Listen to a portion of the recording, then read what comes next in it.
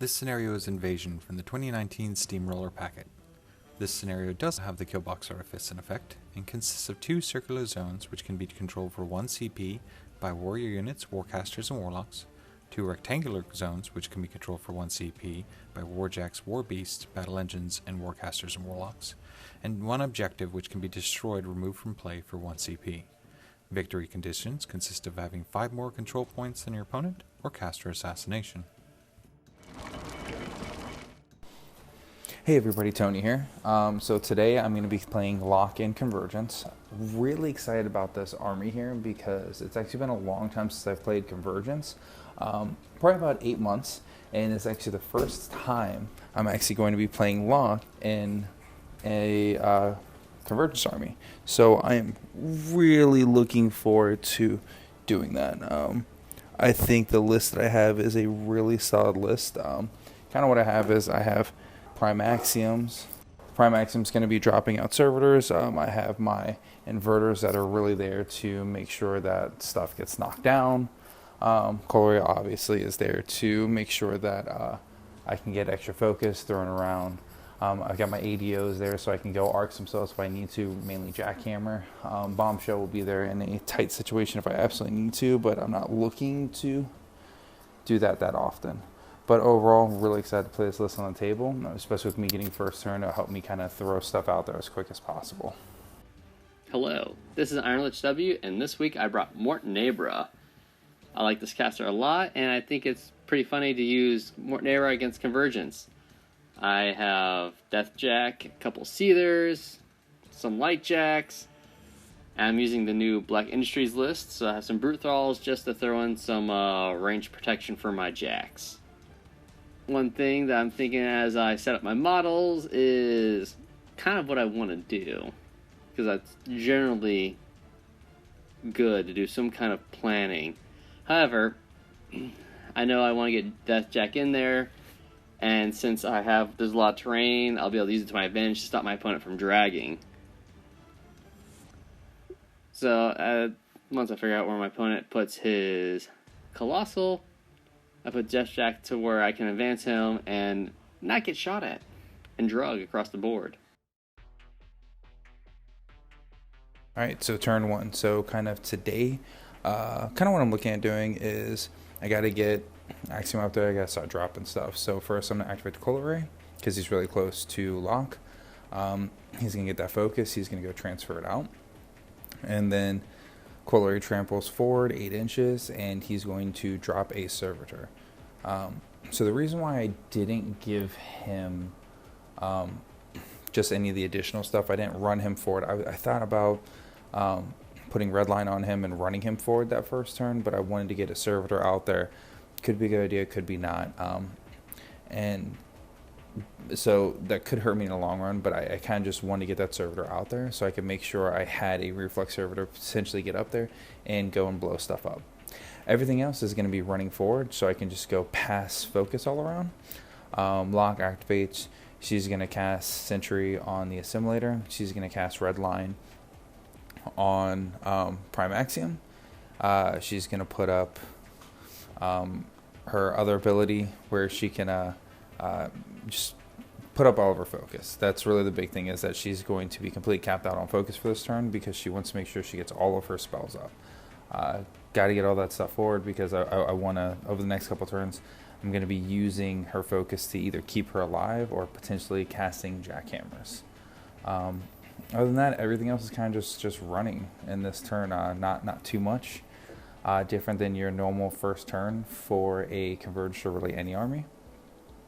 I'm really hoping I'm going to be able to use like engine destruction, stuff like that. One thing I will note is with Road to War being cast on herself, Road to War is an extremely important spell. Got to make sure I use that a lot.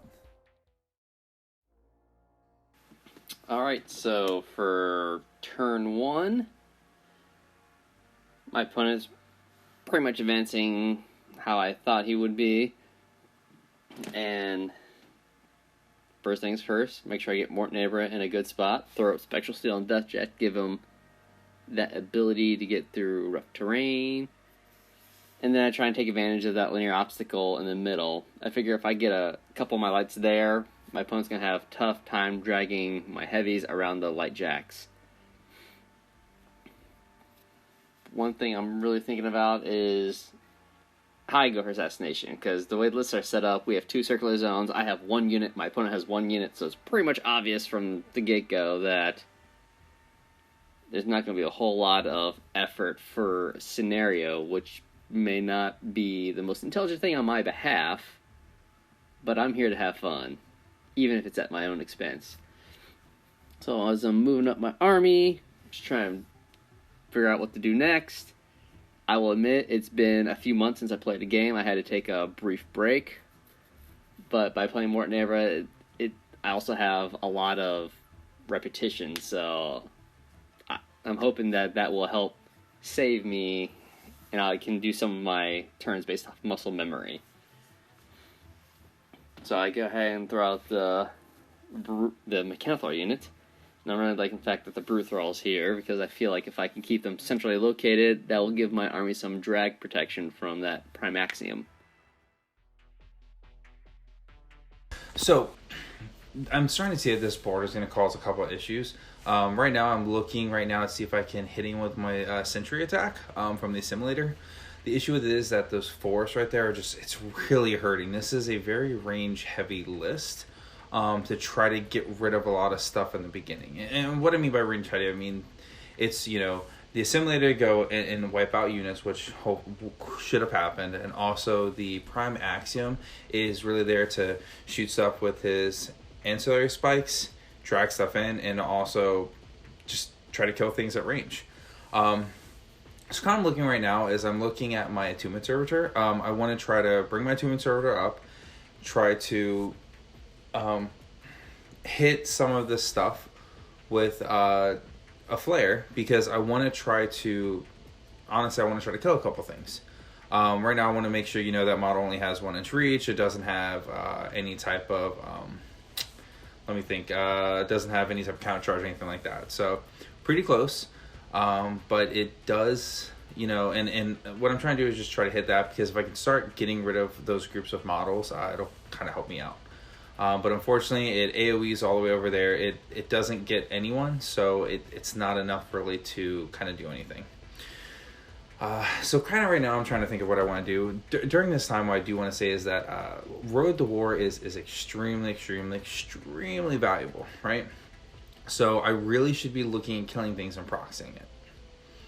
Alright, so right here, actually what I'm doing is I'm looking at, I want to try to start dragging stuff forward. I really want to try to get the Deathjack. So I'm looking to see with, because I have, certain feats, certain spells stuff on my Prime Axiom, he's going to be able to move 8 inches this turn. So I'm trying to see where I can get to get stuff in and see if I can grab the Deathjack. Fortunately, nothing there for the Prime Axiom, but I probably can grab a Slayer or something like that. So kind of just trying to put other models up right now. Really, I'm just move the Corollary up, because Corollary is going to be able to start spreading some focus out. And as you'll see, I'm trying to move everything within either 6 inches or 5 inches, stuff like that. So right now, I'm aiming up, going to try to shoot the model. And I'm going to boost the hit. So I'm just starting to go after his Mechanithralls. I want to just try to shoot stuff, get him out of the way.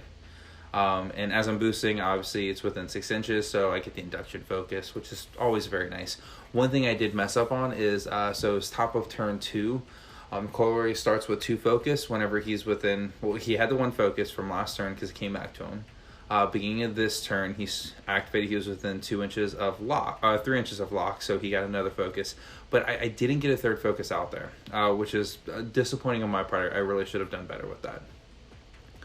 So now what I'm doing is I've activated the Prime Axiom, and I'm going to move him his full 8 inches, or as close to as 8 inches as possible. It's his full 8 inches. And I'm going to try to start shooting things so I could try to drag one of his jacks. I only have 2 focus, so I'm going to use his range shots. And kind of what I'm doing is my fingers going up is how many times I'm shooting. So I ended up rolling. I was able to get 4 shots off, which is really good. But unfortunately, at the last shot, I finally got enough to kill him. So now what I do is I'm going to try to boost to Dragon and Slayer. So I've got 2 shots that I'm going to try to do it in. And unfortunately, you can't see my dice, but for my shots, it's not that hot because I didn't realize he was inside the bunker at the time. So I think I'm trying to hit a defense 17.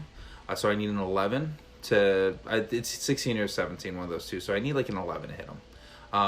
Prime Axiom doesn't do it, but I do get focus sent over to the Corollary. So Corollary is sitting on 2 focus. And one thing you did notice is I killed a model. I did not road the war, which is really frustrating. I really should have done that. I didn't road the war. Just annoying on my part. It's something that I need to remember, especially with Locke. I have to road the war. Everything else I'm kind of just moving it forward. By the time I activate Locke, I end up popping my feet this turn because I need to make sure that all my stuff that's out there is going to save myself. And then finally, I had all of my servitors around so I could stay alive. I felt like my setup was not half bad. My opponent wasn't able to drag anything, so that's always a plus. As long as I can keep it in my forethought that he drags, I might be able to mitigate it with my positioning.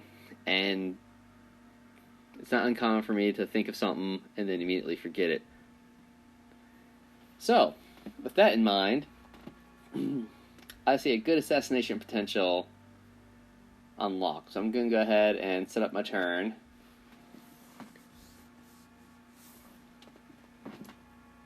Since I figured out my focus allocation, because you know, Sirens hand out focus, so I don't necessarily need to allocate everything out. I need to make sure Mortenebra keeps some back enough to cast Overrun, and then I have to choose my Overrun target carefully.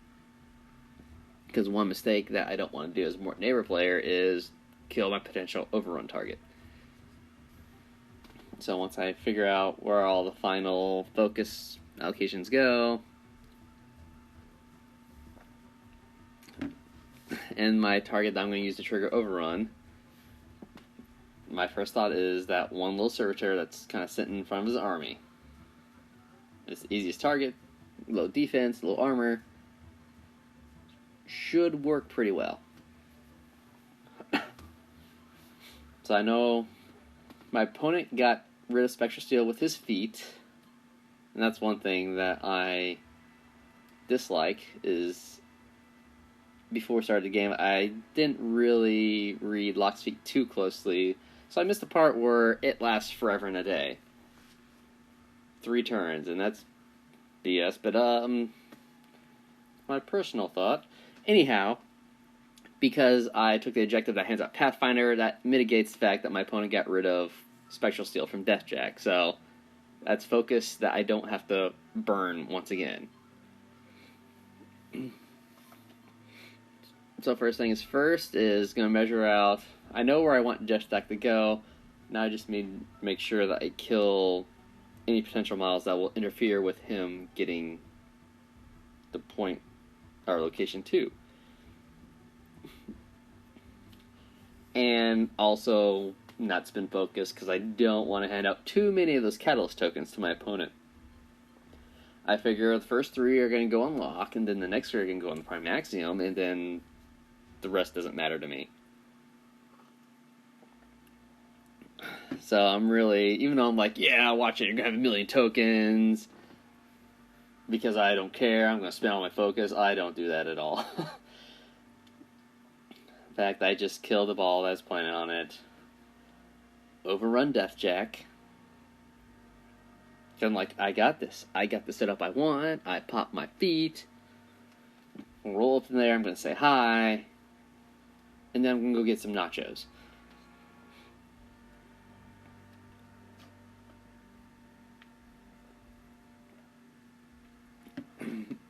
Immediately, I go ahead and activate Jetpack and go in there because I'm like, yeah, I got this. And I measure Mortenebra's range. I'm like, I just marched out of control range. Therefore, I don't have her feet. And as I panic about how I, once again, make a rookie mistake, even though I've been playing the game for like 10 years, like,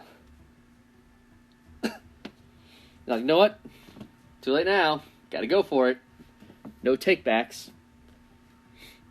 And so Deathjack goes ahead and tags Locke. The first 2 times I swing at her, and then I buy all my attacks, and I need 8s to hit, and I missed everything. And I think to myself, even if I had the feat, it wouldn't matter, because I couldn't roll more than 5. So I hit the first 2 times, and then the next 6 attacks, I roll a 5 or less. And with Locke being defense 16 because of the Catalyst tokens, I give up on life.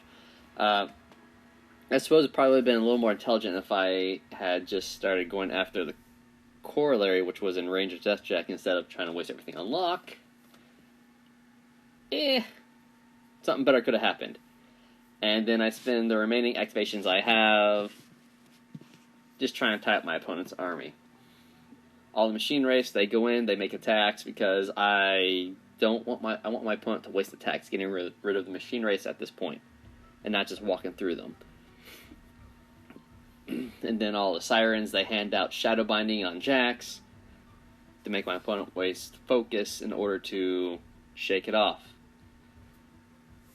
And essentially what I'm thinking is, like, alright, if Deathjack gets killed, maybe, potentially, I might be able to set up one of the Seethers to go for assassination run. Provided they have systems left with which to make said assassination run. So I just, try and mitigate damage. So I figure my opponent's going to probably be able to free up Prime Axiom, but I'm going to make him work for it. Because nothing is free in life. There's no such thing as a free meal. So I'll have a Siren charge Prime Axiom and get Snake Eyes. But that's okay, because she's actually in control range, so I get my feat. I reroll that, lock that stuff down. Then I just run a bunch of other people up. So I have Prime Axiom, who's Shadowbound. I have his other heavy on the far side, Shadowbound. Machine Wraith engaging everything left and right, so nothing is moving unless he wastes attack to do it. And then I pile in the Mechanithrall unit, mainly to get the Bruthalls within 3 inches of all my heavies, that way he cannot drag them.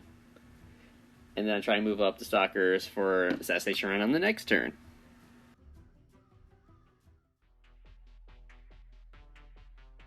Alright, everyone, my turn 3. So, Deathjack got really far up there. Not something I wanted to have happen, but it did. So, now I just got to recover. So, luckily, all my spells stay up for free. I got +3 armor and defense onto Locke, and +2 armor and defense on the Prime Axiom. So, he didn't spend as much focus as I thought he would, but I think that sets me up really well. For Locke, she goes up, she's normally a 14-17, so she goes up to a 17-20 right now, which is great. That really helped me survive the Deathjack, because by the time Deathjack got there, she's already fully up on her ability to really not get hit. Defense 17 with armor 20 and all those boxes and all of that focus kind of really is good. That kind of helped me. So now what I need to try to do is I need to kill a couple things. So what I put that marker down there for is I really want to road the war the Inverter over there to go and try to kill Deathjack. I've got all my focus lined up. So what I'm doing is that those little Attunement Servitors, they're going up and they're going to heal Primax, because I want them to be fully healed. Primax is going to be my heavy lifter. Even with the Inverters here, Inverter's going to do a lot of damage. This Inverter closest to the screen, I kind of messed up his positioning a lot. I didn't put him where I needed him to. So right now what I'm looking for is Road to War, stuff to trigger my Road to War. Because if I can, there's an Inverter next to Deathjack and the Locke. He's about 2 inches away. So if I can trigger a Road to War, that Inverter can move around and he can honestly probably kill the Deathjack. Between him and the Prime Axiom, I'll say, can kill the Deathjack. And that's what I need to do is I need to get the Prime Axiom needs to get all this focus, and they need to go and kill the Deathjack. So So that's kind of what I'm looking at doing. I'm starting to hand out some focus, get all my stuff together. And what I need to do is that some of my models that had already attacked, I messed up on. So what just happened there was I had messed up some of my attacks where I killed something, but I didn't actually remove anything out. So I needed that Inverter to go kill those Witch Sirens. So that's what he did. He killed a Witch Siren, activated, and he killed it with a jackhammer. Because Locke was activating. So Locke went down to 1 focus during that time. So it was handing out focus, doing some jackhammer attacks to make sure that I was able to get down to get that Inverter over. So, and that's kind of what the Inverter is. That that Inverter moved. I used another jackhammer to knock him down. So now the Deathjack is knocked down. So it's going to be with the Prime Axiom, is going to go and try to kill him. And kind of what he's going to do with that, honestly, Prime Axiom is going to turn around and he's going to shoot him.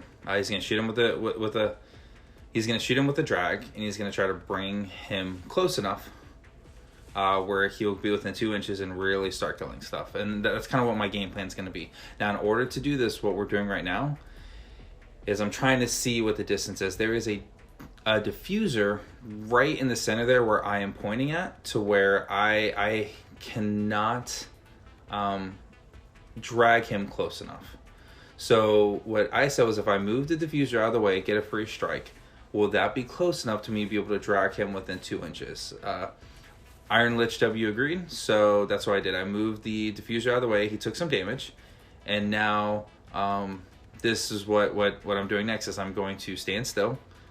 Well, not stand still. Sorry. Prime Axiom turned around, and he is going to shoot one of his shots. Right now he's trying to do some ancillary shots, just so I can just kill some extra things, because might as well get my range shots out of the way. And again, I'm using my fingers to tell you how many times I am attacking, to make sure that, because it's getting really frustrated at the time, I'm getting frustrated that I wasn't able to kill a single thing. I was able to do a lot of damage to the model, but I wasn't able to kill. So now my goal is to pull the Deathjack in, which I successfully do, so I pull him within the 2 inches. And the Deathjack's knocked down, by the way. So I'm sitting pretty good. I have +2 to my strength because of the upkeep spell that's on Prime Axiom, and I'm just going to wreck shop on him. I do pretty good to knock him down pretty quickly, kill him. Only spending, I think, maybe 1 focus at most, because I hit him with both of my drag pulls. So I get 2, so I hit him with the drag pull, he gets a point of damage, pull him forward. I get an automatic swing with my fist, which is power plus strength 23, I believe, 22 or 23, and then I do the same thing, and I end up removing him. So now I'm gonna start spending some focus to just start attacking some other stuff. And as I'm doing it, it's close enough where I can start getting focus over to the Inverter, because I need to get focus over to the Inverter so I can be able to move him forward in order to damage stuff. And during this time also, I'm looking to make sure that the Inverter moves up, he's close enough to Corollary. The induction makes where my army has to stay very, very close, but it makes it good too. So with all my stuff staying close, I can make sure that all my folks spreading around eventually goes back to the Corollary. So now the Inverter has stopped a lot of potential charge attacks against Locke. I think that was a really successful turn for the Prime Axiom, a lot better than last turn. And I'm hoping, the only thing that worries me is that I only have 1 focus on Locke at this point. Now, I think that with 1 focus should be okay. I'm really frustrating myself that I was not using Road to War better. And again, that's just goes back to where I haven't played in a while. Yeah, it's just, I really haven't played in a while. I've never played Locke in Convergence, and I think I've only played Locke 1 time beforehand. So with not remembering Road to War, I think that's a huge asset of her ability. It doesn't necessarily cost me the game, but it is something that it's there to move my models forward, to get my stuff closer. And now kind of what I'm doing is setting up just more ship walls. Alright, so I lost Deathjack. Kind of expected. But my opponent made a couple errors and didn't murder me, so I have a punching chance to not die again on turn 3. So anyhow, at this point, still acknowledging that there is a scenario, but I don't care at this point, because I'm not going to be able to get those zones. especially, and still get a 5 control point lead on my opponent. So I contest and don't score is kind of my MO for this scenario. And slowly working, but I think... Actually, no, before I start thinking, recognize that my opponent has now stuffed like 6 servitors all around his commander. So I'm trying to figure out how to get rid of all the servitors before I get a Jack on Locke. So I'll start by activating my Sirens. The one thing I like about the Sirens is the fact that they have sprays. They may be Magic 6, but I need to hit what, defense 12. So sprays, Sirens are in the first one has like 5 models on the first template. And I go ahead and manage to light up and destroy 3 of the 4 servitors, and then Locke's got corrosion. So yeah, 1 point of damage. Feet can't stop that, can it, Locke? So now Locke's got corrosion. I declare victory in 15 more turns. However, once the first Siren is done, I go ahead and activate the second one. Locke still has 4 servitors or 3 servitors around here, so I spray again. The servitors are kind of in the way, so if I need to get a heavy jack in there, then I need to get rid of them. I don't have much in the way of range attack, so the shield guard that they're offering her is of no consequence to me. So I managed to get locked down to having 2 servitors around her. But with my requisition points, I now have the special pistol Wraith, the Phantom Hellslinger. And he's got a soul in him from the previous turn, so Homeboy has 3 shots at least.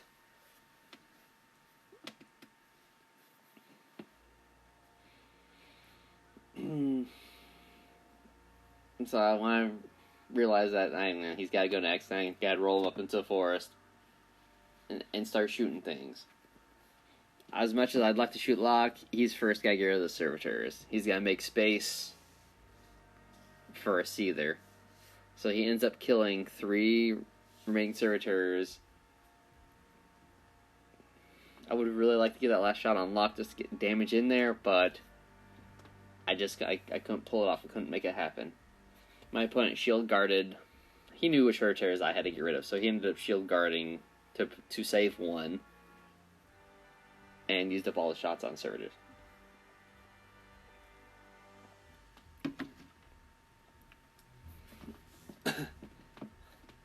So once Locke's clear, have to activate my damaged Seether, figure out who needs to throw the heavy jack and who's gonna go in there to harm Locke, because I also need to cast Overrun. I need to overrun one of the Seethers closer. That way they have a direct charge range to Locke without hitting any of the linear obstructions and rough terrain.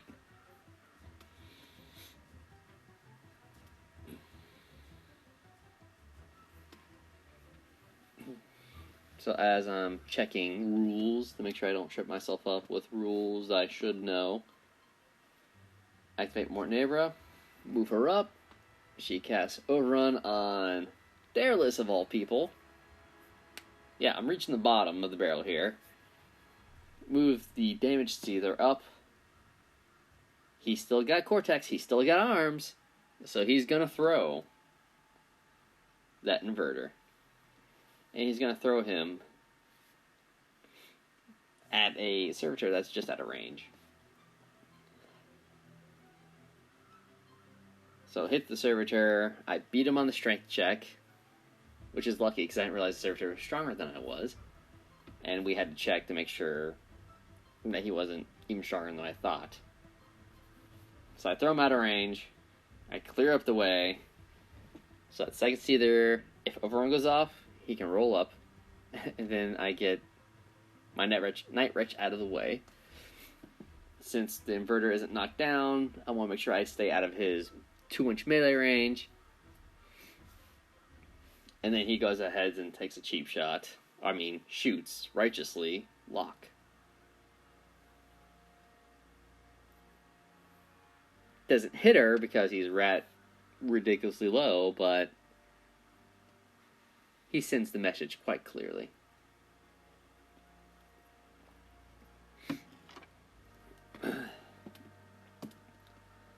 So then, activate Stalker. Stalker moves up there. Make sure I don't take any free strikes. Burn a focus. Jumps into the back arc of Locke. Because at defense 16, mat 7 just isn't that great. So he jumps to where he only needs average dice. And he hits her and does some damage. Which is pretty... It's more than... it's not more than I expected, but he does damage. The whole point is just Locke's got one focus on her, and I'm trying to make my opponent burn that focus because I know I'm not going to be able to get a Seether to the back arc, so he's going to be hitting defense 16 with his mat 8. And then Deryliss activates. This is the make or break moment. He manages to kill a servitor, triggering Overrun. If he doesn't do that, then game over. Anyhow, Seether moves up because of Overrun. And at this point, I am kicking myself because I realized before I threw the Inverter is actually in the way of the second Seether. So I can't, or not the second Seether, but the second Stalker. So I can't run and jump. The Stalker physically does not have any room to get by. And I measure out if I move the furthest I can and then jump, I still don't get in range of Locke, because ideally I'd like him to get a couple more points of damage on Locke. But it doesn't work out. So Seether activates, runs up in there. Make or break. If this fails again, I always have a third Seether. Assuming my opponent doesn't brutally annihilate him as well. So Seether goes in there. I boost a hit on the charge because I absolutely need to. And even with the focus, it drops Locke down to like 5 life. So, see, they got free charge, so I'm good there. 2 left. And I'm trying to be careful how I spend it. I go ahead and boost the hit, and I was able to kill Locke with that second attack. It was very close. A lot of errors are made, but we can get it done. Alright guys, so unfortunately, I did lose. I think my biggest issue was I had to spend an additional focus to do a Road to War because I wasn't thinking at the time. And because I wasn't thinking, I did not trigger a Road to War earlier. If I could have triggered one Road to War earlier, I wouldn't have had to spend a focus to Jackhammer. And if I would have had that extra focus, I would have survived. Would I have survived the following turn? I'm not sure. But I would have, I feel, been able to clear out enough of his army where I would have been in a significantly better spot.